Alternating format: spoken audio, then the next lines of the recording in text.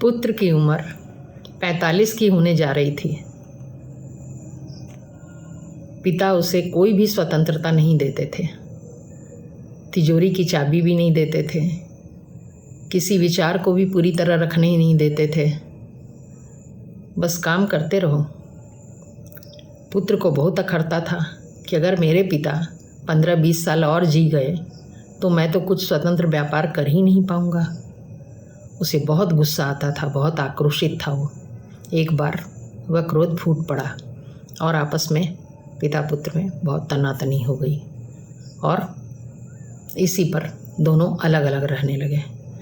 पुत्र अपने पत्नी और बच्चों के साथ अलग रहने लगा, पिता अपने उसी घर में अलग रहने लगे, क्योंकि उनकी पत्नी तो परलोकवासिनी हो चुकी थी और उन्हें किसी पर विश्वास भी नहीं था। यहाँ तक कि पुत्र पर भी विश्वास नहीं था।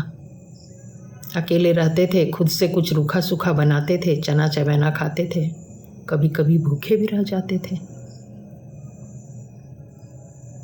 पुत्रवधू को ये बात बिल्कुल भी समझ में नहीं आती थी। उसको बहुत तकलीफ़ थी इस बात की।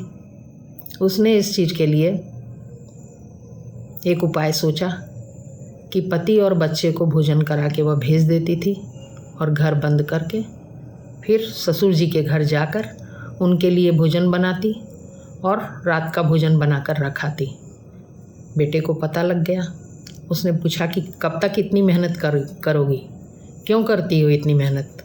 बोले वो मेरे ससुर जी हैं, वो मेरे पिता समान हैं और वो भूखे रहे हैं। मुझे रोना आता है, भोजन करते समय मुझे रोना आता है कि मेरे ससुर जी भूखे हैं और हम लोग खाना खा रहे हैं। लेकिन पुत्र के मन में पिता के प्रति कोई अच्छा भाव नहीं था। बहुत मनाया उसने अपने पति को। फिर अंत में उसके बहुत कहने पर बेटा मान गया और जाकर दोनों ने पिता के पैर छुए और उनको घर ले आए। उसके बाद बहू ससुर जी की सेवा करने लगी, बेटा भी। दोनों अच्छे भाव से उनको रखने लगे, खूब सम्मान करते थे, खूब प्रेम से रखते थे। पिता ने भी सारे व्यापार का कार्यभार लड़के को दे दिया। अब वो दखल नहीं देते थे, पूरी स्वतंत्रता लड़के के पास थी। तो बहू के सद्भाव ने और उस परिवार को बचा लिया, पाप होने से बचा दिया, अन्यथा पिता की स्थिति खराब हो चुकी थी। कारण कुछ भी हो, गलती किसी की भी हो, लेकिन खराब हो रहा था। बहू ने आगे बढ़कर सद्भाव किया और पिता को ससुर जी को ले आई और फिर से वह परिवार एक हो गया।